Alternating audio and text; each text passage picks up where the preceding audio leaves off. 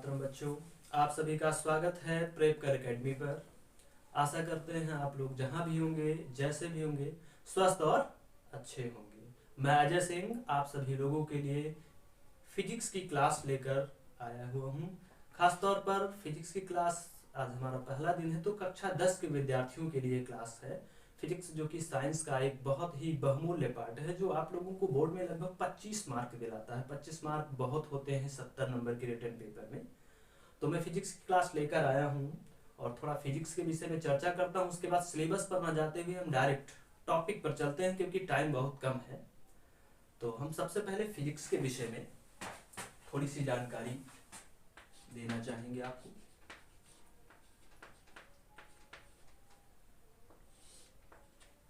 Physics अपने आप में बहुत छोटा सा शब्द नजर आ रहा है, लेकिन ये इतना बड़ा शब्द है कि शायद इसके विषय में चर्चा करते करते बहुत समय बीत जाएगा, तब भी हम फिजिक्स को बता नहीं पाएंगे, क्योंकि बहुत बड़ा सब्जेक्ट है अपने आप में। तो हम बात करते हैं फिजिक्स की। फिजिक्स क्या है? What is physics? Physics is the branch of science, यानी ये साइंस की एक शाखा है। There are different types of branches in physics like measurement, optics, thermodynamics, electricity, etc. जब हम अपने आसपास इस भौतिक संसार में देखते हैं तो हम ये पाते हैं बहुत सारी ऐसी चीजें हैं जो हमको दिखती हैं। लाइक जैसे हम लोग कार्य कर रहे हैं, हमारे घरों में बहुत सारे ऐसे उपकरण हैं जो कार्य कर रहे हैं। लाइक टेलीविजन कार्य कर रहा है, हम लोग ट्रेन की सहायता से एक स्थान से दूसरे स्थान तक जा रहे हैं, बस का यूज कर रहे हैं, एरोप्लेन का यूज कर रहे हैं। आखिर ये सब है क्या? क्या है ये सब चीज? तो हमें दिखता है ये सारी चीज फॉर्म्स ऑफ एनर्जी, यानी ऊर्जा के बहुत सारे प्रकार हैं जो हमारे इस भौतिक संसार में दिखाई देते हैं, जो हमारे नेचर में दिखाई देते हैं। अगर एनर्जी नहीं होगी तो शायद ये संभव नहीं है।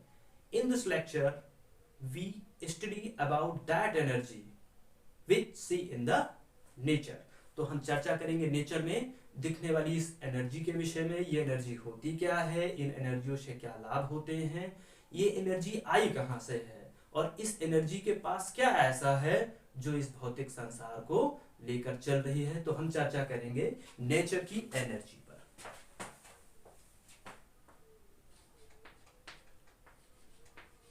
एनर्जी ऑफ नेचर,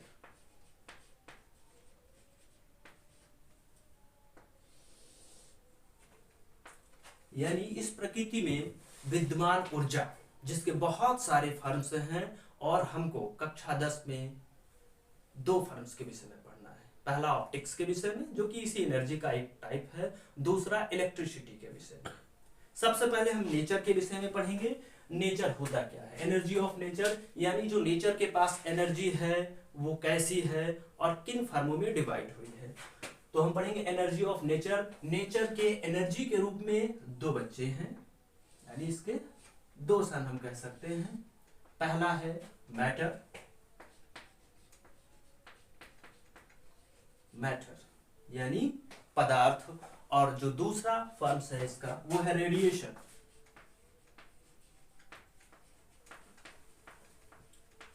रेडिएशन जिसका मतलब होता है विकिरण। अब मैटर और रेडिएशन दोनों ही बच्चे अगर देखे जाएं तो किसके हैं? नेचर के बच्चे हैं। एनर्जी ऑफ नेचर 2 पार्ट में डिवाइड हुई है, पहला मैटर और दूसरा रेडिएशन। क्या ये दोनों एक जैसे हैं या इन दोनों में कुछ अंतर है? इनके विषय में हम अध्ययन करेंगे। तो सबसे पहले हम मैटर को देखते हैं। मैटर क्या होता है? मैटर का मतलब होता है पदार्थ, पदार्थ। और रेडिएशन, रेडिएशन विकिरण होती है।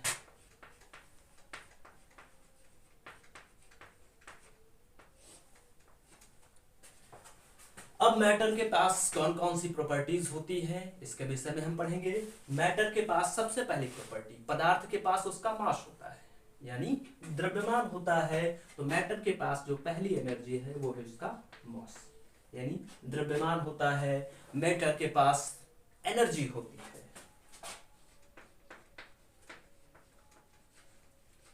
मैटर के पास वेलोसिटी होती है, मैटर के पास एक निश्चित शेप होता है। क्यों? क्योंकि जिसमें भी मास होगा उसमें एक निश्चित शेप, एक आकार होगा, उसमें निश्चित वॉल्यूम, एक आयतन होगा। तो इसके पास हम कह सकते हैं शेप होती है, इसके पास वॉल्यूम होता है।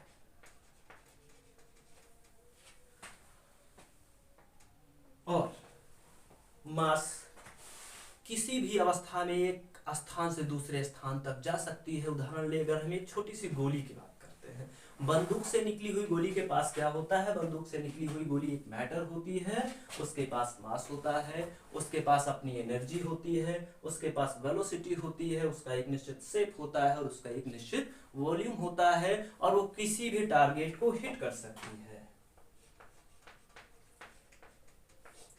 He can hit any target।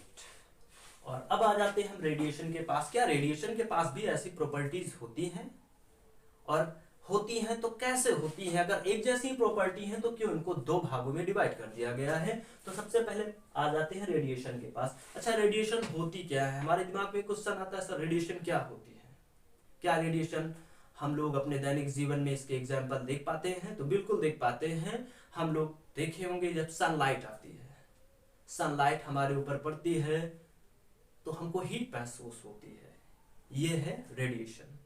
जब हम गैस जलाते हैं तो जो बर्नर से ज्वाला उत्पन्न होती है, उससे हीट उत्पन्न होती है, ये रेडिएशन है। हम लोगों के मोबाइल पे जब फोन आता है तो मोबाइल की घंटी बजती है, मोबाइल वाइब्रेट करता है, ये रेडिएशन होता है। ये रेडिएशन के बहुत सारे पार्ट्स हैं जो हम अपने दैनिक जीवन में देखते हैं। क्या आपने सनलाइट में देखा है मास है? शायद नहीं देखा है। यानी रेडिएशन की पहली प्रॉपर्टी ही मैटर के प्रॉपर्टी से चेंज हो गई है कि इसके पास मास नहीं होता है। अगर इसके पास मास नहीं होता है तो क्या हम कह सकते हैं इसके पास शेप बिल्कुल नहीं होती है? क्या इसके पास वॉल्यूम होगा? नहीं होगा। तो फिर ये कैसे एनर्जी लेकर ट्रेवल करेगी? तो रेडिएशन के पास होती है वेव्स, वेव्स होती हैं, यानी ये तरंगों के रूप में चलती है। और वेव्स के पास भी वेलोसिटी होती है, तो वेव इसके पास वेलोसिटी हो जाएगी। क्या इसके पास एनर्जी होती है? बिल्कुल। जो वस्तु एक स्थान से दूसरे स्थान तक जा सकती है, कहीं हीट जनरेट कर सकती है, उसके पास एनर्जी होती है। तो इसके पास एनर्जी होती है। क्या इसके पास मोमेंटम हो सकता है? नहीं। क्यों नहीं हो सकता है? क्योंकि इसके पास मास यानी द्रव्यमान नहीं है, तो इसके पास मोमेंटम नहीं हो सकता है। फिर क्या चीजें इसमें हो सकती हैं? ये वेव्स के रूप में चलती हैं, लेकिन वेव्स बहुत टाइप्स की होती हैं। तो इसके पास किस टाइप की वेव्स होती हैं? इसके पास इलेक्ट्रोमैग्नेटिक वेव्स होती हैं, यानी वैद्युत चुंबकीय तरंगे, जिसके विषय में हम आगे आने वाले दिनों में अध्ययन करेंगे। तो इसके पास इलेक्ट्रोमैग्नेटिक वेव्स होती हैं।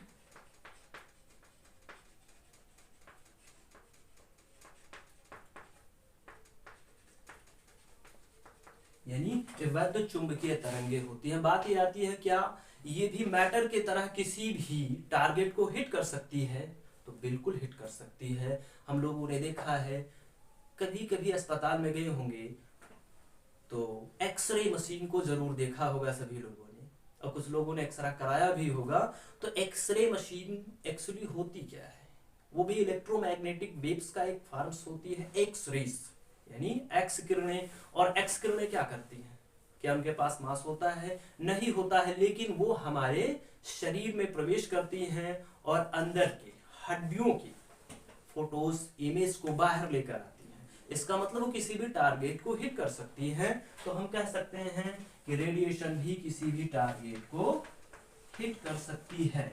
यानी दोनों पर अगर ध्यान दिया जाए तो एक जैसी प्रॉपर्टीज ना होने के बावजूद भी दोनों के पास एक जैसे एनर्जी है और दोनों एक जैसे वर्क कर सकते हैं। और हमारे नेचर में दोनों का बहुत बड़ा रोल है। मैटर, द्रव्य की तीनों अवस्थाएं, और रेडिएशन यानी विकिरण, इन दोनों को हटा दीजिए तो शायद इस भौतिक संसार की हम कल्पना नहीं कर सकते हैं।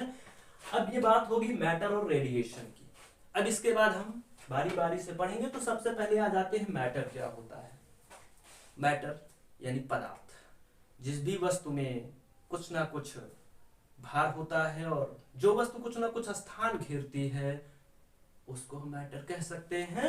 जैसे ही हमारा ग्रीन बोर्ड है, इसने दीवार का लगभग 6/4 का एरिया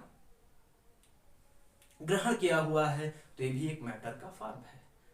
ठीक, अब मैटर के भी दो पार्ट डिवाइड किए गए हैं। हम ये कहना चाहें कि एनर्जी ऑफ नेचर से मैटर एंड रेडिएशन बना है, तो मैटर से भी दो लोग और बने हुए हैं।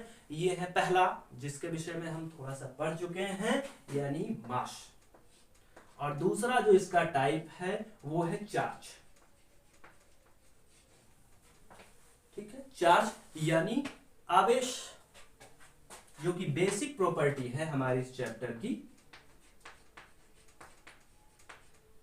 आवेश। और इलेक्ट्रिसिटी की जान है चार्ज, यानी आवेश नहीं होगा तो इलेक्ट्रिसिटी यूनिट समाप्त हो जाएगी। तो हम पढ़ेंगे अब थोड़ी सी बेसिक जानकारी चार्ज के विषय में, उसके बाद चार्ज से हम इलेक्ट्रिसिटी की ओर बढ़ेंगे। तो अब हम चार्ज के विषय में पढ़ेंगे। चार्ज यानी आवेश। आवेश है क्या? आवेश एक बेसिक प्रॉपर्टी है इलेक्ट्रिसिटी की। ठीक, अब चार्ज की क्या क्या प्रॉपर्टीज हो सकती हैं, इसके विषय में पढ़ेंगे। चार्ज स्टेबल हो सकता है, चार्ज मूविंग कर सकता है। When charge are stable or stationary or charge not moving, it shows a certain property. यानी चार्ज क्या है? स्टेशनरी है, स्थिर है, तो ये कुछ सर्टेन प्रॉपर्टी व्यक्त करता है, कुछ निश्चित गुणों को व्यक्त करता है। और when charge are moving not stable, it shows a different types of properties and lots of variation on his properties। यानी जब ये चार्ज मूव करने लगता है, मूविंग करने लगता है, तब ये अपने प्रॉपर्टी में बहुत सारे अंतर लेकर चला आता है। यानी अभी हमने देखा जब स्टेशनरी होता है, स्थिर होता है, तो इसके पास कुछ निश्चित गुण होते हैं, कुछ निश्चित प्रॉपर्टी होती है। और जब ये मूविंग करने लगता है तो इसकी जो प्रॉपर्टी होती है वो चेंज हो जाती है, और इसकी प्रॉपर्टी में वेरिएशन आ जाता है। Lots of variation in charge. और इस चैप्टर में हम चार्ज की ऐसी प्रॉपर्टियों के विषय में पढ़ेंगे, like electric current, electric magnetic effect, heating effect and electromagnetic induction. यानी इसकी कुछ प्रॉपर्टीज मूविंग होने के पश्चात पढ़ेंगे, जिसमें सबसे पहली है वैद्युत धारा, उसके बाद वैद्युत धारा का हीटिंग इफेक्ट यानी ऊष्मीय प्रभाव, उसके बाद हम लोग पढ़ेंगे चार्ज की अगली प्रॉपर्टीज को, जो कि होगी मैग्नेटिक इफेक्ट यानी चुंबकीय प्रभाव,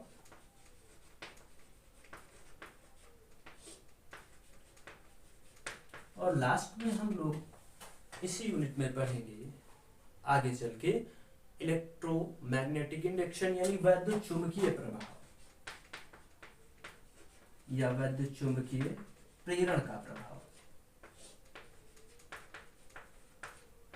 अब ये सारी प्रॉपर्टी तब उत्पन्न होती हैं जब चार्ज मूव करता है,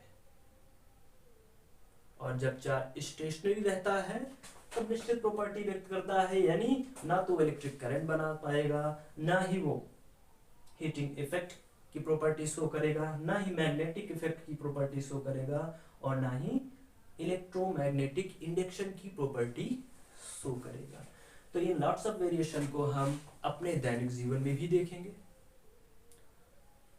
it's a wonderful picture of electricity. ये इलेक्ट्रिसिटी की एक बहुत अच्छी इमेज है, एक बहुत अच्छी तस्वीर है, जिसके विषय में हम जब पढ़ेंगे तो बहुत ही मजा आएगा और हम लोग ये जानेंगे कि कैसे चीजें वर्क करती हैं, हम लोगों के आसपास कैसे वस्तुएं कार्य करती हैं, कैसे एनर्जी डेवलप होती है, कैसे नेचर एनर्जी को प्रोड्यूस करती है।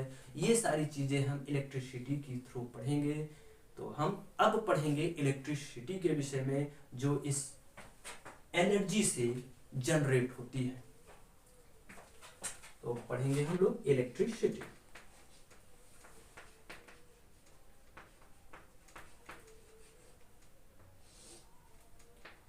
इलेक्ट्रिसिटी, अब इलेक्ट्रिसिटी है क्या चीज? इलेक्ट्रिसिटी यानी विद्युत, जो हमारी यूनिट है और सबसे महत्वपूर्ण टॉपिक भी है। इलेक्ट्रिसिटी डिफरेंट टाइप्स की होती है। इस डिफरेंट टाइप्स की इलेक्ट्रिसिटी को हम लोग नेचर में रोज देखते हैं, लेकिन शायद महसूस नहीं कर पाते कि ये चीज इलेक्ट्रिसिटी है। लाइक सभी लोगों ने देखा होगा, when two cloud are together, जब दो बादल आपस में मिलते हैं तो उनसे एक स्पार्क उत्पन्न होता है। That is electricity. हम लोगों ने एक और अनुभव किया होगा, जब हम लोग कपड़े पहनते हैं तो कभी कभी कपड़े हमारे शरीर के साथ चिपक जाते हैं। क्या है ये? That is electricity.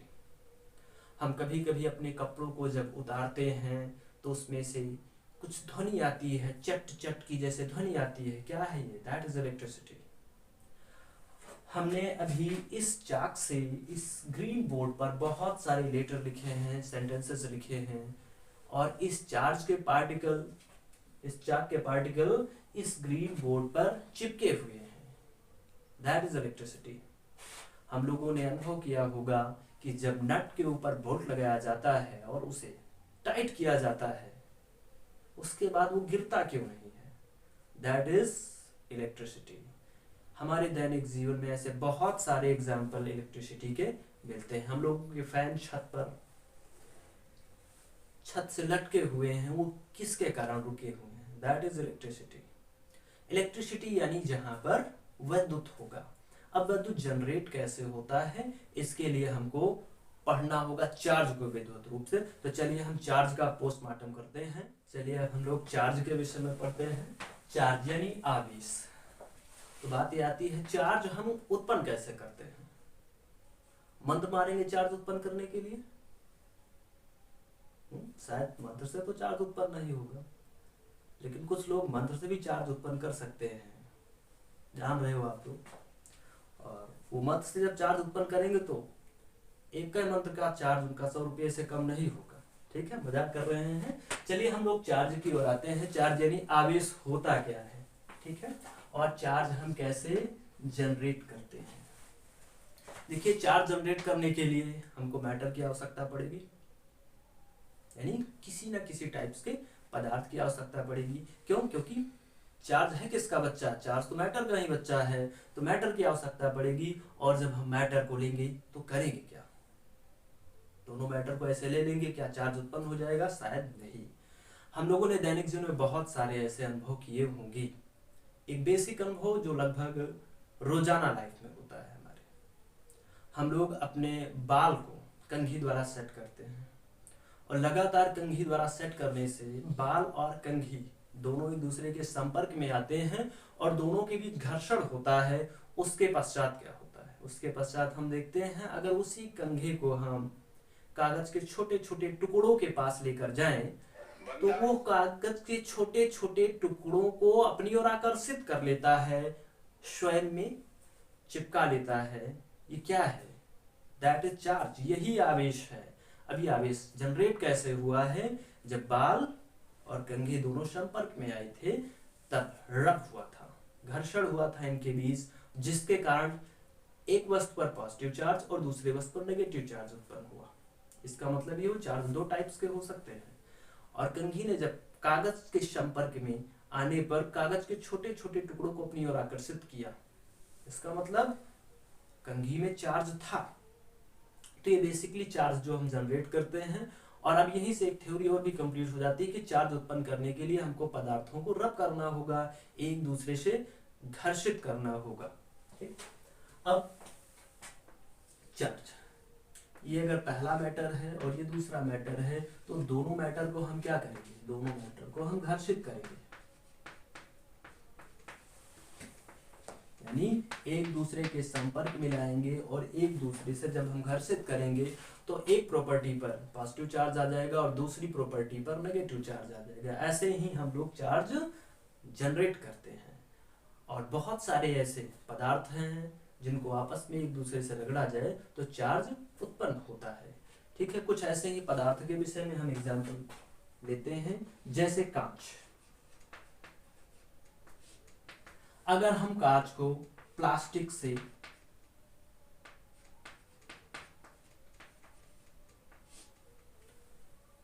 रब कर रहे हैं, यानी कांच को हम प्लास्टिक से जब घर्षित कराते हैं तब कांच पर पॉजिटिव चार्ज होता है और प्लास्टिक पर नेगेटिव चार्ज होता है।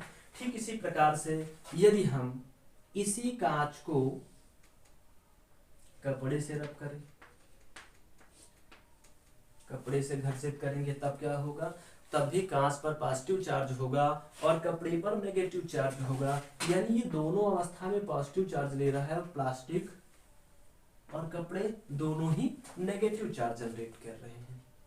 अब मान लीजिए हम प्लास्टिक और कपड़े को ही आपस में रब कर दें, तब क्या होगा, क्या दोनों नेगेटिव चार्ज एक दूसरे से रब करने के पश्चात पॉजिटिव होंगे, या दोनों पदार्थ जिन पर ऋणावेश होता है जब कांच से रगड़ते हैं, सामान्य अवस्था में इनको घर्षित कराया जाए तो क्या दोनों पर ही ऋणावेश उत्पन्न हो जाएगा, या दोनों पर धनावेश उत्पन्न होगा, या किस पर धनावेश उत्पन्न होगा और किस पर ऋणावेश उत्पन्न होगा। तो एक एग्जांपल और लेते हैं, इस बार हम कपड़े को प्लास्टिक से रब करते हैं। पहली प्रॉपर्टी हो जाएगी हमारी कपड़ा और दूसरी प्रॉपर्टी हो जाएगी प्लास्टिक। जब हम कपड़े को प्लास्टिक से रब करते हैं तब क्या होता है, कपड़े को जब हम प्लास्टिक से रब करते हैं तो कपड़े पर पॉजिटिव चार्ज होता है और प्लास्टिक पर नेगेटिव चार्ज होता है। अब बात यह आती है, हम इसको कैसे जानेंगे किस पर पॉजिटिव चार्ज जनरेट होता है और किस पर नेगेटिव चार्ज जनरेट होता है। यानी हमने देखा यहाँ पर कपड़ा नेगेटिव चार्ज जनरेट कर रहा था और यहाँ पर पॉजिटिव चार्ज जनरेट कर रहा है, इसका मतलब मैटर की प्रॉपर्टीज बदल रही हैं, यानी चार्ज जो कभी पॉजिटिव था वो नेगेटिव भी हो सकता है और जो कभी नेगेटिव था वो पॉजिटिव भी हो सकता है। तो हम ये देखेंगे, एक सीरीज हम लोग पढ़ेंगे जिससे हम ये जान पाएंगे किस प्रॉपर्टीज पर कैसे चार्ज जनरेट होते हैं। तो इस प्रॉपर्टीज को हम बारी बारी से आप लोगों को बता, चलिए इस प्रॉपर्टीज के विषय में हम पढ़ लेते हैं। ये प्रॉपर्टी एक सीरीज जैसी है। इस सीरीज में सबसे पहले नंबर आता है कांच का, कांच यानी ग्लास। इसके बाद हम लोग हल्का कपड़ा फ्लैनल लेंगे,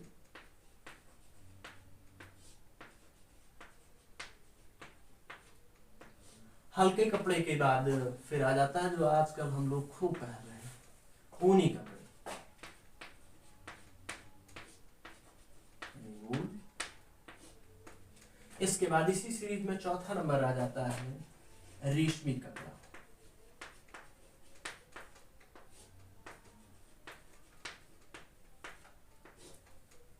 रेशमी कपड़ा, रेशम। इसके बाद पांचवी प्रॉपर्टीज हम लोग लेते हैं। पांचवी प्रॉपर्टी में कठोर धातुओं को शामिल किया जाता है।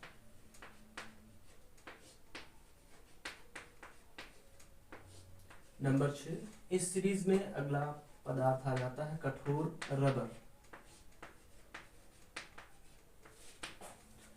इस सीरीज का 7वां पदार्थ हो जाता है मोम। इस सीरीज का 8वां पदार्थ प्लास्टिक। और लास्ट है इस सीरीज का नंबर 9 सल्फर। एक छोटी सी सीरीज है जो भौतिक विज्ञान में ज्यादातर यूज होती है, बाकी बहुत सारे मैटर हैं, शायद सबको हम सीरीज के थ्रू नहीं पढ़ सकते हैं, लेकिन जो बेसिकली हम लोगों को मिलेगी 9th 10th 11th 12th में, ये ज्यादातर ऐसी सीरीज होंगी। अब इससे कैसे हम चार्ज जनरेट करते हैं, इस सीरीज में हम देखेंगे क्रम। जिसका क्रम आगे होगा उस पर पॉजिटिव चार्ज होगा और जिसका क्रम पीछे होगा उस पर नेगेटिव चार्ज होगा। कैसे? जैसे अभी हम लोगों ने एक एग्जांपल पढ़ा था कांच और कपड़े का। तो चाहे हल्का कपड़ा हो, चाहे ऊनी कपड़ा हो, और चाहे रेशमी कपड़ा हो, कपड़ा तो कपड़ा ही है और कांच से सीरीज में पीछे है। तो अगर हम हल्के कपड़े को कांच से रगड़ेंगे तब भी कांच पर पॉजिटिव चार्ज, हल्के कपड़े पर नेगेटिव चार्ज। अगर ऊनी कपड़े से रखेंगे तब भी सीरीज में कांच आगे है तो इस पर पॉजिटिव चार्ज, इस पर नेगेटिव चार्ज। रेशमी कपड़े को रगड़ेंगे कांच से तो कांच पर पॉजिटिव चार्ज और रेशमी कपड़े पर नेगेटिव चार्ज। ठीक इसी प्रकार से हमने कांच और प्लास्टिक का एग्जांपल पढ़ा था। जब हम कांच को प्लास्टिक से स्पर्श करेंगे तो प्लास्टिक पर नेगेटिव चार्ज होगा और कांच पर पॉजिटिव चार्ज होगा। इस सीरीज का सबसे लास्ट पॉइंट सल्फर है। यानी सल्फर एक ऐसा पदार्थ है सीरीज में जो आठों के लिए नेगेटिव चार्ज जनरेट करेगा। बाकी अभी हमने पढ़ा हल्का कपड़ा कांच के लिए तो नेगेटिव चार्ज जनरेट कर रहा था, लेकिन अब सीरीज में ऊनी कपड़े के आगे होने के कारण जब हल्के कपड़े को ऊनी कपड़े से रगड़ेंगे तो हल्के कपड़े पर पॉजिटिव चार्ज जनरेट होगा और ऊनी कपड़े पर नेगेटिव चार्ज जनरेट होगा। ठीक इसी प्रकार से अगर हम कठोर धातु को मोम से रगड़ देते हैं तब क्या होगा? तब धातु पर पॉजिटिव चार्ज होगा और मोम पर नेगेटिव चार्ज होगा। कुछ ऐसे हम चार्ज की प्रॉपर्टी को जनरेट करते हैं। तो ये चार्ज का लेक्चर लगभग समाप्त हो जाता है। अगले लेक्चर में हम आप लोगों को इलेक्ट्रिक करंट के विषय में पढ़ाएंगे और इलेक्ट्रिक करंट चार्ज से ही जनरेट होता है, कैसे जनरेट होता है, कौन कौन सी ऐसी प्रॉपर्टीज होती हैं जो इलेक्ट्रिक करंट को लेकर चलती हैं, और उसके विषय में हम अगली कक्षा में विस्तार पूर्वक अध्ययन करेंगे। इसमें एक पदार्थ है सल्फर, बता देते हैं।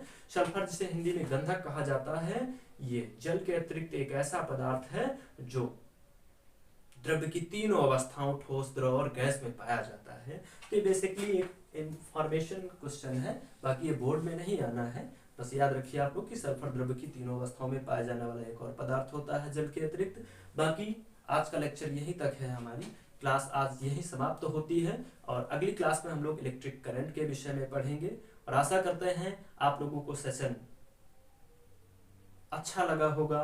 और अगर सेशन आपको अच्छा लगा है तो शेयर कीजिए, लाइक कीजिए और सबसे बड़ी बात अगली क्लास में आना बिल्कुल मत भूलिएगा। जय हिंद।